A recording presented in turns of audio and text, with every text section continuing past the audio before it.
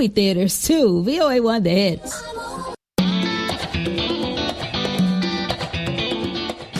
Welcome to Learning English, a daily 30-minute program from the Voice of America.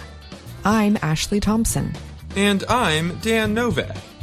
This program is designed for English learners, so we speak a little slower, and we use words and phrases especially written for people learning English. Coming up on the program, Dan Friedel has a story on the Nobel Prize in Chemistry. Gina Bennett reports on a training program in Pakistan for Afghan women. Brian Lynn brings us the technology report on a study about AI tools in the workplace. Later, Andrew Smith and Jill Robbins present the English lesson of the day. But first, 3 scientists in the United States won the Nobel Prize in Chemistry on Wednesday. The 3 won for their discovery of quantum dots, a technology widely used today to make displays for electronic devices and medical imaging. The Royal Swedish Academy of Sciences awarded the prize to Monji Bawendi of the Massachusetts Institute of Technology, Louis Bruce of Columbia University in New York, and Alexei Yekimov of Nanocrystals Technology. The Academy said the 3 were honored for their work with particles that have unique properties and now spread their light from television screens and LED lamps. LED lights are electronic lights used all over the world, which use energy very effectively. Pernilla Wittung Stafschede, a member of the Nobel Committee that awarded the prize, said, "We have displays on TVs, in your cell phone, that use quantum dots inside." Quantum dots are extremely small particles called nanoparticles. They are said to be about 1/10,000th the width of a human hair. The dots glow blue, red, green, or other colors when exposed to light. The color they give off depends on the size of the particles. Larger dots look red, and smaller dots look blue. The color change is caused by the behavior of electrons in these small spaces. Physicists had predicted these color change properties as early as the 1930s. However, it took 50 years of research and development to control the size of quantum dots correctly. Yekimov and Bruce were the early researchers of the technology. Bawendi is credited with developing the production of quantum dots being used today. Bawendi used the words very surprised, sleepy, shocked, unexpected, and very honored to describe his feelings. Bawendi added he was not thinking about the possible uses of his work when he started researching quantum dots. The motivation really is the basic science, a basic understanding, the curiosity of how does the world work. And that's what drives scientists and academic scientists to do what they do, he said. Bruce said the practical uses of quantum dots, like creating the colors in TV screens, are something he was hoping for when he started the work many years ago. Basic research is extremely hard to predict exactly how it's going to work out, Bruce said. It's more for the knowledge base than it is for the actual materials, but in this case, it's both. Yekimov is the former chief scientist at Nanocrystals Technology, a company based in New York where he started working in 1999. The Swedish Academy credited him with showing how the size of nanoparticles affected the colors in glass. I'm Dan Friedel.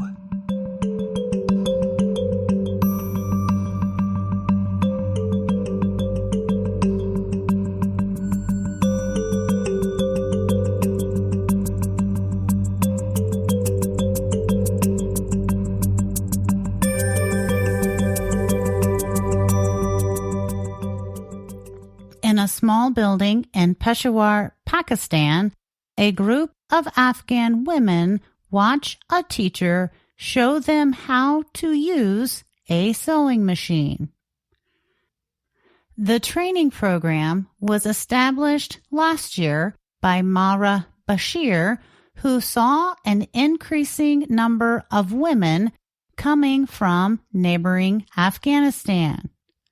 Since the Taliban took over in 2021, women in Afghanistan have faced growing restrictions and an economic crisis.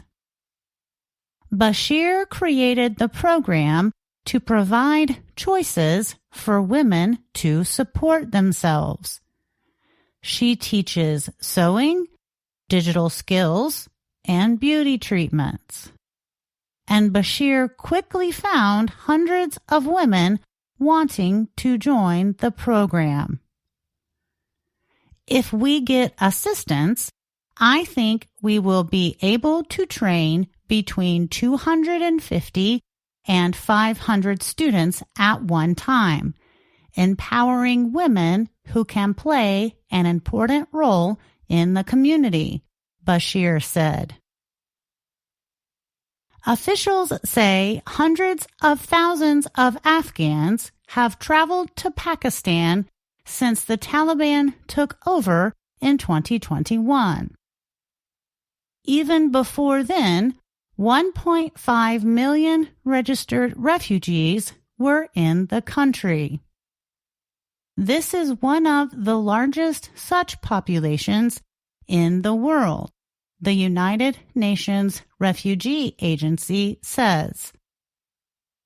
More than 1 million others are estimated to live there unregistered.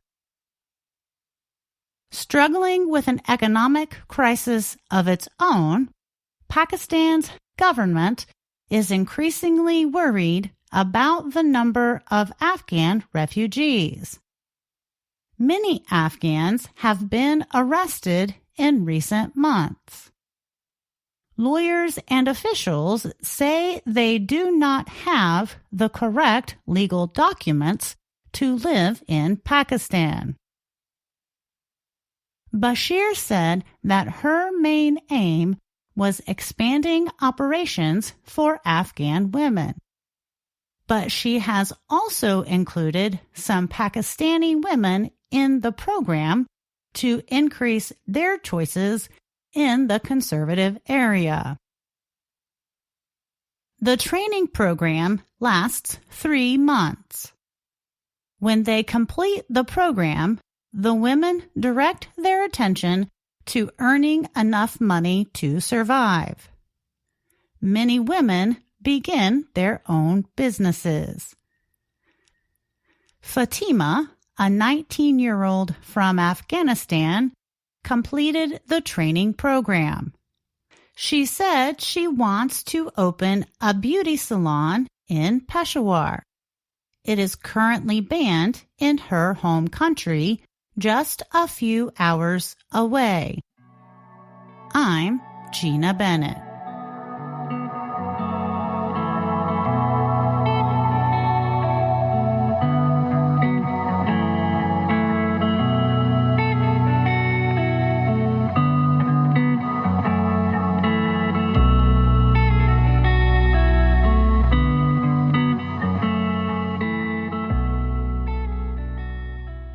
An experiment involving hundreds of office workers has found that artificial intelligence, AI, tools can greatly help but also hurt worker performance.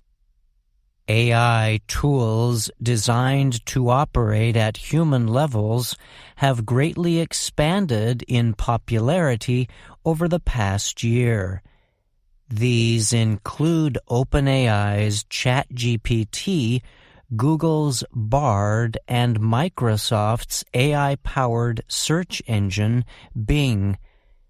Such tools, also known as chatbots or generative AI, are computer-powered systems. They are designed to interact smoothly with humans and perform high-level writing and creative work. In recent months, these tools have demonstrated an ability to produce high-quality work. This has led some technology experts to warn that generative AI systems could end up replacing workers in many industries. This year, researchers at Harvard Business School and other organizations carried out an experiment. It aimed to test how well AI tools could help workers perform their usual duties or tasks. It involved more than 700 business advisors called consultants from Massachusetts-based Boston Consulting Group. Harvard Business School recently published results from the experiment in a working paper. The main findings suggest that AI tools like ChatGPT can greatly improve worker performance. For example, researchers found that, on average, workers who used OpenAI's latest ChatGPT-4 tool completed 12% more tasks than non-ChatGPT users. Tasks carried out with help from the AI technology were completed 25% faster, and the team found the quality of work performed by consultants using ChatGPT-4 increased about 40%. Work tasks used in the study covered 4 main areas: creativity, analytical thinking, writing, and persuasiveness. The team gave examples of worker tasks in each of these areas. One example for creativity was propose at least 10 ideas for a new shoe targeting an underserved market or sport. For writing, consultants were asked to write a press release with marketing copy for a new product. To show persuasiveness, workers were told to write a letter to employees that explained why a particular product would beat competitors. Harvard Business School's Fabrizio Delacroix was the paper's lead writer. He told technology website VentureBeat he thinks the results were especially important because they showed that AI tools can help even highly educated, experienced workers. The fact that we could boost the performance of these highly paid, highly skilled consultants from top elite MBA institutions, I would say that's really impressive, Delacroix said. However, the paper also noted areas where the performance of consultants using ChatGPT-4 dropped. The researchers said this was especially true with tasks the AI tool was not good at completing. Of tasks the AI was good at, the experiment showed it significantly improved human performance, the paper said. But for tasks ChatGPT-4 was not right for, humans relied too much on the AI and were more likely to make mistakes. The researchers reported that consultants who used AI for tasks it was not well equipped for were 19% less likely to produce correct solutions compared to those without AI. The experiment also showed how consultants used the AI tool differently to improve their work.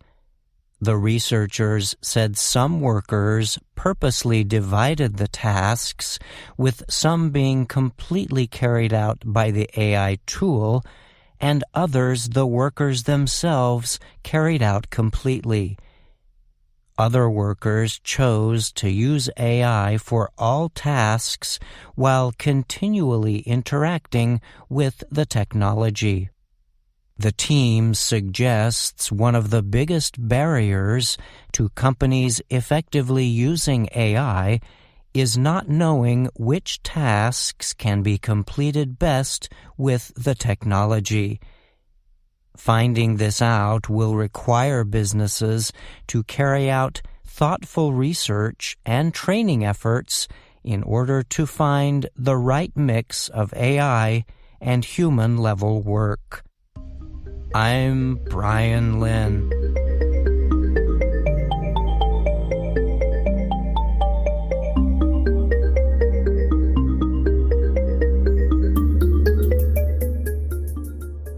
Brian Lynn is here to talk more about his technology report.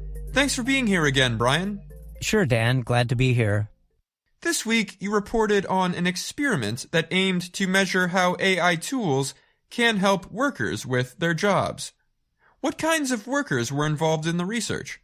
So in this experiment, one of the first of its kind, actually, to study the effects of chatgpt-style tools in the workplace, researchers centered on professional workers, and they were consultants involved in marketing activities.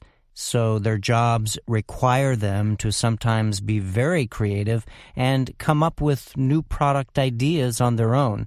And this was one of the areas where the researchers noted the AI tool performed quite well. And in what areas did the AI system struggle to produce human quality results?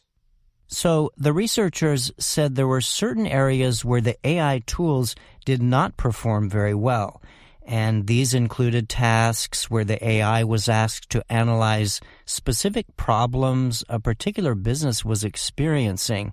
So these tasks, which were more strategic in nature, were much harder for the AI to handle compared to creating, say, a list of ideas for a new product launch. So, did organizers of the experiment offer any suggestions for companies on how to improve the ways their employees use AI? Yes, one of the main suggestions was that businesses should fully research what specific tasks are best handled by ChatGPT-style tools, because they said this is the only way their workers will be able to effectively use the technology when they know the AI tool's exact capabilities across many different areas of the company. Got it. Thanks again for being here, Brian. You're welcome. Thank you, Dan.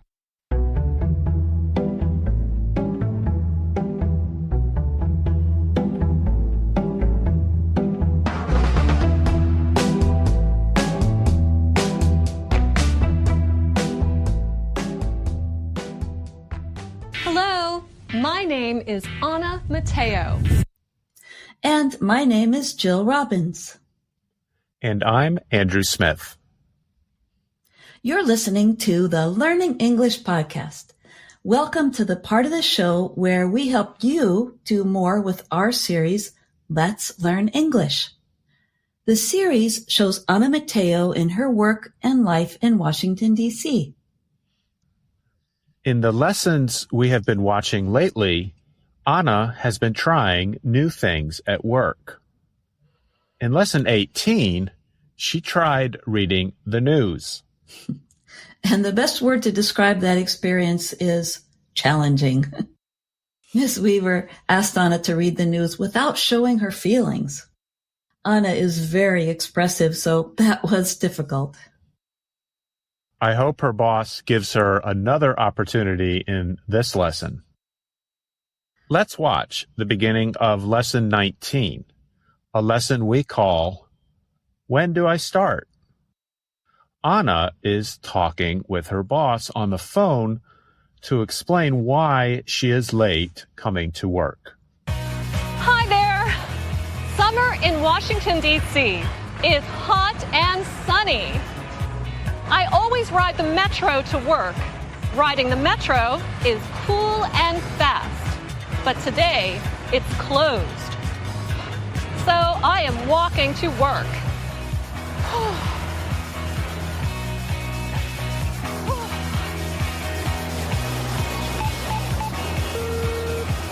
Ms. Weaver, I am late this morning. The metro is closed, so I am walking to work. That's too bad. It's really hot today. Yes, it is.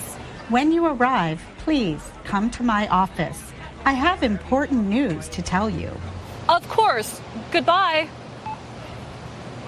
My boss has news for me. The question is it good news or bad news? This is a phrase you will often hear in jokes and daily conversation. We talk about something being good news or bad news and give our listener a choice to hear one of them first. What do you think she will hear, Andrew? I think she might hear some bad news, since she had so many problems trying to read the news objectively, as we said in our last podcast. Let's watch and find out. Hello, Ms. Weaver. Anna, I have good news and I have bad news. Which do you want to hear first? The good news. No. Okay, the bad news. Notice the way Ms. Weaver asked Anna to choose. She said, which do you want to hear first? If we have some difficult news or criticism to tell someone, we can add a more pleasant comment to make it easier to take. A spoonful of sugar helps the medicine go down, right? Let's see what the bad news is first. The bad news is you are not good at reading the news. Oh, I am very sorry to hear that. So, starting next month, you will not read the news. Next month is July. You are firing me in July. No, I am not firing you in July, or in August, or in September. That is the good news. Okay, you are not firing me. I am not reading the news. What will I be doing? Once again, you're listening to the lesson of the day on the Learning English podcast. I'm Jill Robbins. If any of our listeners are not familiar with the word Anna uses here, firing, it means when someone is ordered to leave their job. Here we heard good news and bad news. The good news was that Anna will not lose her job. The bad news is Anna is not very good at reading the news. I wonder what new position Anna will have. Did you notice how Anna summarized what Ms. Weaver says, or what she thinks she said? This is a skill we call summarizing. That means saying something you read or heard again in a shorter and simpler way. A lot of school assignments involve summarizing. In fact, you could say a big part of our job here at VOA Learning English is summarizing. We take news stories and put them into simpler sentences. And Anna summarized what she heard Ms. Weaver say as a way of confirming her understanding. Okay, you are not firing me. I am not reading the news. What will I be doing? You're listening to the lesson of the day on the Learning English podcast. I'm Andrew Smith. Maybe Ms. Weaver should review Anna's skills and try to find something she's more able to do. Great idea, Andrew. I think you'll be happy with the next clip then. Well, you are good at asking questions. You are good at talking to people. You are good at showing your feelings. And you are great at being silly. Thank you, Ms. Weaver. But what does all that mean? I have a new assignment for you. Your skills are perfect for a new show. A children's show. A children's show. That is awesome. When do I start? You start next month. Start thinking of ideas for the show. That sounds familiar. I think she has tons of ideas for the show, too. But you're right. Ms. Weaver helps Anna to see her strengths and gives her a new assignment. She doesn't want to spend a lot of time discussing them, so she summarizes them this way. Well, you are good at asking questions. You are good at talking to people. You are good at showing your feelings. And you are great at being silly. Jill, have you ever changed roles at a job? Yeah, lots of times. But I had one job where I started out with limited responsibilities. But gradually my supervisor saw that I had some skills in organizing projects. So I was given more responsibility. Skills like that can be learned through experience or by working with someone who is more experienced than you are. I think you might also have some talent, which is a quality you're born with.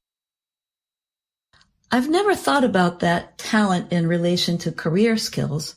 How about you? What talents and skills do you think are most valuable in your job? It's a good question. And I think that's kind of a chicken and egg question or chicken and egg idea. That means it's hard to say which one comes first. I think I've developed some of my natural talents, like being able to use my voice well, maybe being able to sing a few simple songs or something like that. And those skills can help with broadcasting. I think other skills like writing have come mostly from my education and working to improve them. I think you have great people skills too, like the soft skills we talked about in another podcast. I had to learn those skills myself because I was very shy when I was younger. Yes, those soft skills sometimes take some time to learn, just like other skills. Now, I think before we go today, we should give our listeners a good news, bad news joke. Are you sure? Most of those jokes are pretty dark. I mean, they deal with some serious issues like illness. That's true, but don't worry. I have a good one. Here's the joke. There's a troop of soldiers out in the middle of the desert. The captain gets his men together and says, I have good news and bad news. The bad news is we have run out of food and there is nothing to eat but sand. Oh, I know this one.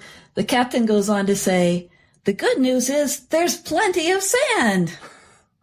Oh. So that's all for this lesson of the day on the Learning English podcast. I'm Jill Robbins.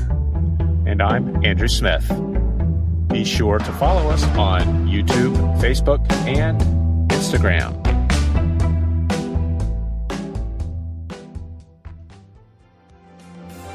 And that's our program for today. Join us again tomorrow to keep learning English through stories from around the world. I'm Ashley Thompson.